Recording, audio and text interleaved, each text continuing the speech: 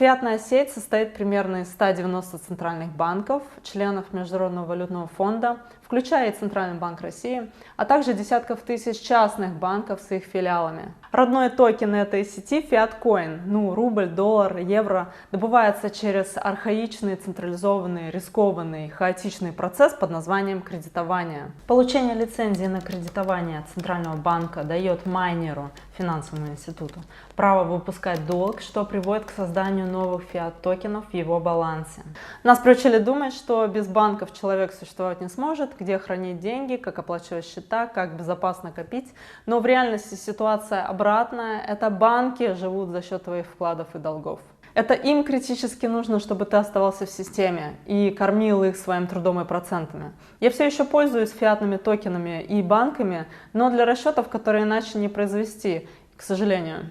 Хочу свести их к абсолютному минимуму, только потому что ты покончил с банками, не значит, что они покончили с тобой. Прямо стая падальщиков. По сути, банки — это паразит, который внушил хозяину, будто без него он умрет, а теперь хозяин просыпается.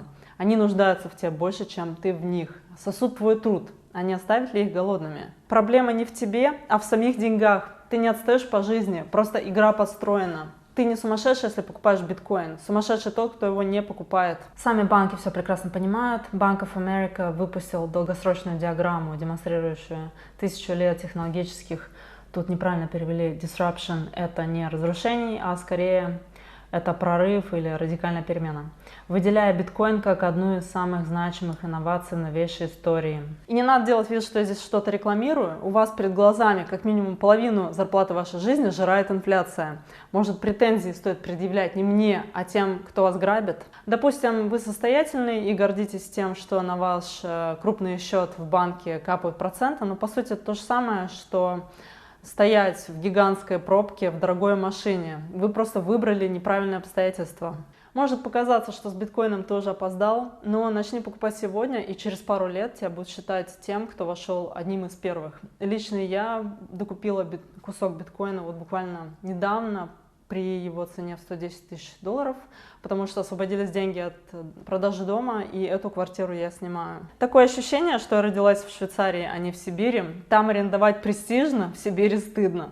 Я даже здесь мебель арендую, так как не хочу вкладываться в такие вещи, в то время как мы сидим на Disruptive Technology. Когда биткоин поднимется до $500 000, у обывателей повиснет программа в голове, что бы ты им ни говорил, не переубедишь, и когда он рухнет потом до $400 000, они все равно будут твердить, что это пирамида. Чтобы стать биткоинером, нужно мужество, ведь ты идешь против системы, в которой сотни триллионов долларов. Мировая капитализация биткоина на сегодня $2,2 триллиона.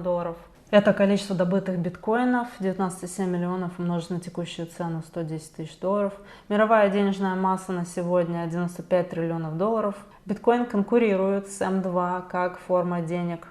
Мы 2%, которые собираются поглотить фиат. Хотя долю фетишного желтого металла нам тоже нужно взять.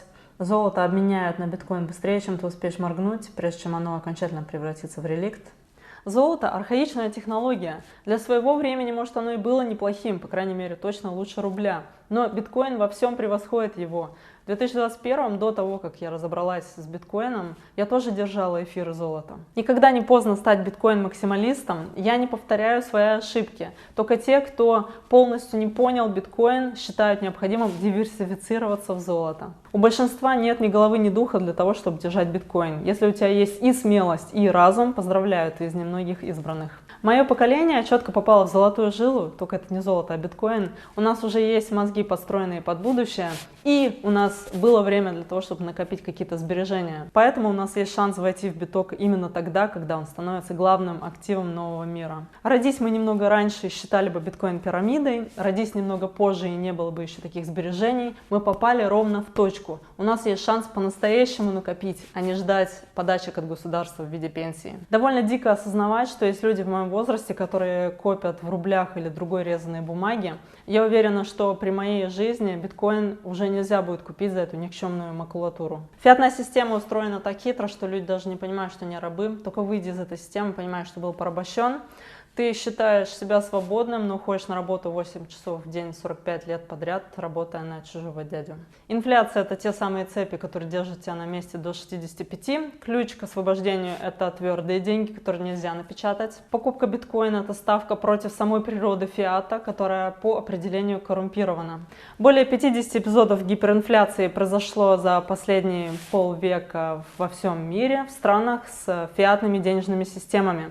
Классическое определение гиперинфляции – это рост цен свыше 50% в месяц. Гиперинфляция не исключение, а закономерный результат фиатной системы, которая неизбежно ведет к злоупотреблениям. Центральные банки печатают деньги для покрытия дефицитов.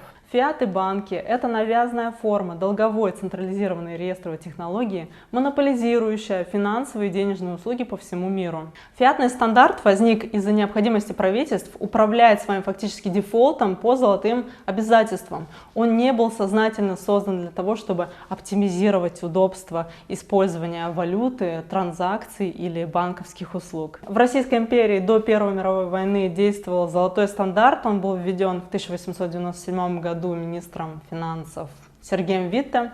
Рубль был жестко привязан к золоту. 1 рубль 0,77 грамм золота. В 1914 обмен рублей на золото прекратили, то есть по сути Россия дефолтнула по своим золотым обязательствам. Государство больше не могло обеспечить обмен рублей на золото. Фиат родился из дефолта государств и держится только на их указе. Бумажку назвали рублем, да будет так. В отличие от золота или биткоина, где количество ограничено, здесь единицы эфемерные. Никто даже не способен точно посчитать, сколько этих денег в системе. А так как банки кормятся под крылом государства, то все их кредиты – это по сути госдолг, размазанный по населению. Поэтому предлагаю покончить со вкладами и, насколько возможно, выйти из банковской удавки. Чем меньше вы держите в системе, тем меньше вы кормите паразита. Оставьте банку ровно столько, сколько нужно для расчетов, а все остальное вытаскивайте в твердые деньги, которые нельзя напечатать.